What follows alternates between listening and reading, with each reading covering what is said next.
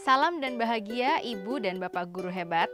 Semoga Ibu dan Bapak Guru senantiasa dalam keadaan sehat dan dapat terus belajar bersama.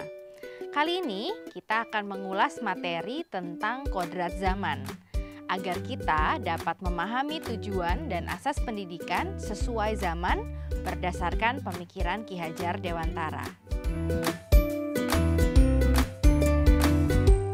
Pendidikan bergerak sangat dinamis mengikuti perkembangan zaman.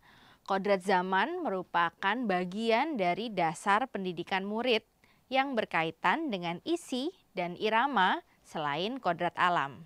Ki Hajar Dewantara mengungkapkan, dalam melakukan pembaharuan yang terpadu, hendaknya selalu diingat bahwa segala kepentingan anak-anak didik, baik mengenai hidup diri pribadinya maupun kemasyarakatannya, jangan sampai meninggalkan segala kepentingan yang berhubungan dengan kodrat keadaan, baik pada alam maupun pada zaman.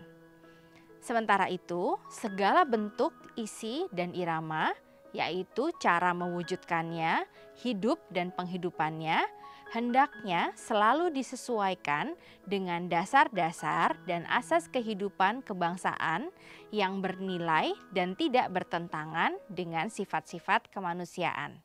Ki Hajar Dewantara ingin mengingatkan kita para pendidik untuk menuntun murid mencapai kekuatan-kekuatan kodratnya sesuai dengan alam dan zaman menggunakan asas trikon, yaitu kontinu, konvergen, dan konsentris.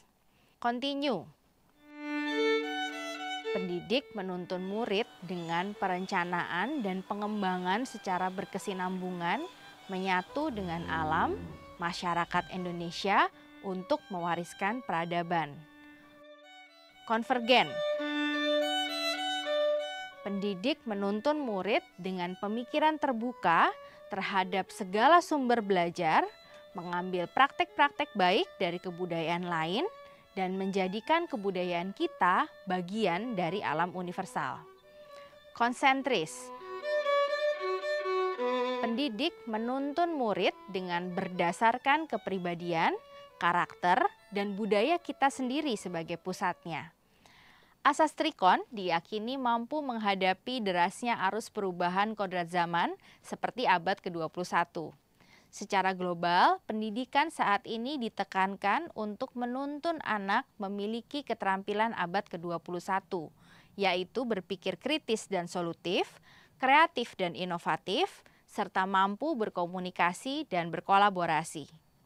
Meskipun demikian, pengaruh-pengaruh global harus disaring dan diseleksi menggunakan kekuatan utama bangsa Indonesia, yaitu kearifan lokal sosial budaya. Sehingga isi dan irama pendidikan berupa konten atau muatan pengetahuan yang diadopsi selaras dengan nilai-nilai kemanusiaan dan konteks sosial budaya yang ada di Indonesia.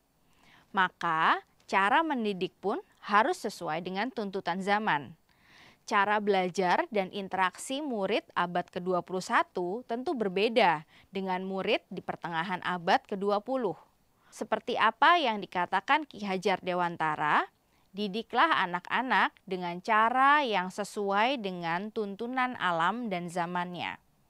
Misalnya, guru membantu murid untuk melakukan refleksi diri sebagai proses mengenali dan melihat kembali potensi dirinya.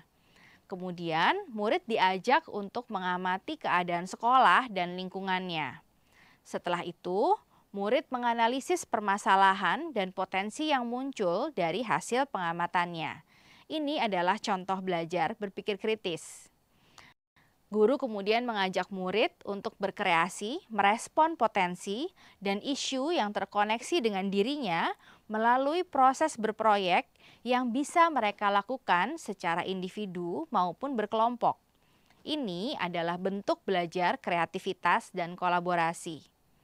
Lalu, murid mengkomunikasikan karyanya melalui berbagai format presentasi, seperti misalnya pameran, sosialisasi, atau seminar, kepada publik atau audiens yang akan terdampak dari karyanya. Ini adalah bentuk belajar komunikasi. Dengan pembelajaran tersebut, murid merasa lebih merdeka dan bertanggung jawab atas pengalaman belajarnya, bukan karena tuntutan yang membelenggu kemerdekaannya. Ibu dan Bapak guru, mari kita renungkan. Apakah kita sudah mendidik murid kita sesuai dengan kodrat zamannya? Apa yang dapat kita lakukan untuk menuntun mereka agar berdaya sesuai kodrat zamannya? Selamat belajar Ibu dan Bapak guru hebat. Salam dan bahagia.